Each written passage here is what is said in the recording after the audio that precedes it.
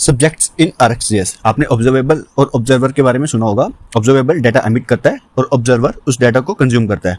लेकिन सब्जेक्ट एक स्पेशल चीज़ है जो दोनों का कॉम्बिनेशन है। सब्जेक्ट एक तरह से ऑब्जर्वेबल भी है और ऑब्जर्वर भी है।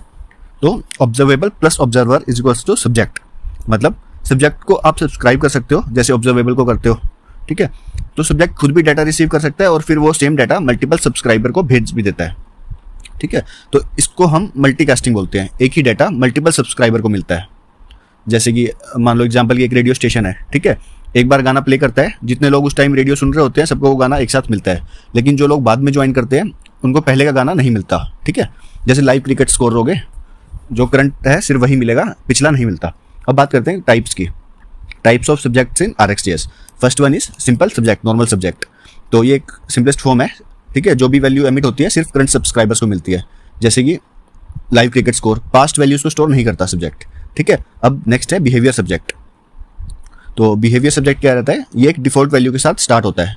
जब कोई न्यू सब्सक्राइबर ज्वाइन करता है उसको लास्ट एमिटेड वैल्यू तुरंत मिल जाती है। तो इसका एग्जांपल क्या है, जैसे dark mode theme, light mode theme. अगर यूजर थीम चेंज करता है तो एक behaviour subject latest theme state को स्टोर करता है। तो जो भी नया कंपोनेंट लोड होते ही ऑटोमेटिकली लेटेस्ट थीम यूज करेगा, डार्क हो चाहे लाइट हो, ठीक है। अब बात करते हैं हम रिप्लेस सब्जेक्ट की। तो ये पुरानी वैल्यूज को स्टोर करता है। आप डिसाइड कर सकते हो कि कितनी पुरानी वैल्यू स्टोर करनी है। जब कोई न्यू सब्सक्राइबर ज्वाइन करता है तो उसको वो सारी स्टोर्ड वैल्यूज रिप्ले कर देता है, ठीक है। जैसे कि नोटिफिकेशन सिस्टम, अगर आप ऐप ओपन करते हो तो आपको पिछले 5 नोटिफिकेशंस दिखानी है, ठीक है। और मान लो कि जैसे कि कोई स्टेप है, फॉर्म प्रोग्रेस है, ठीक है। एक यूजर ने फॉर्म फिलअप किया कोई भी, तो आप दिखा सकते हो कि उसको कितनी, जब भी दोबारा ओपन करता है वो फॉर्म तो आप उसको बता सकते हो कि कितने स्टेप्स उसको दिखाने हैं, कितने स्टेप्स उसको रिप्ले करने हैं। तो इसको हम बोलते हैं रिप्लेस सब्जेक्ट, ठीक है। तो ये पॉसिबल है हमारा रिप्लेस सब्जेक्ट से। अब last one is async subject. तो एसिंक सब्जेक्ट क्या होता है, जब हमें सिर्फ लास्ट वैल्यू चाहिए हो।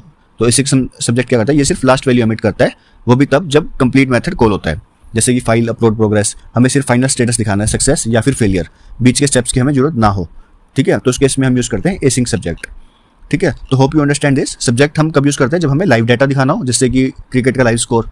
और बिहेवियर सब्जेक्ट हम कब यूज करते हैं, जब हमें ऑलवेज लेटेस्ट वैल्यू हमें दिखानी हो, जैसे कि थीम मोड, डार्क लाइट, ठीक है। और रिप्लेस सब्जेक्ट जब हमें पिछली वैल्यूज भी दिखानी हो, ठीक है, जैसे कि नोटिफिकेशंस होगी, पिछली 5 नोटिफिकेशंस। और एसिंक सब्जेक्ट हम तब यूज करते हैं जब हमें ओनली फाइनल वैल्यू दिखानी हो, जैसे कि फाइल अपलोड का फाइनल रिजल्ट कि अपलोड हुआ है या नहीं हुआ।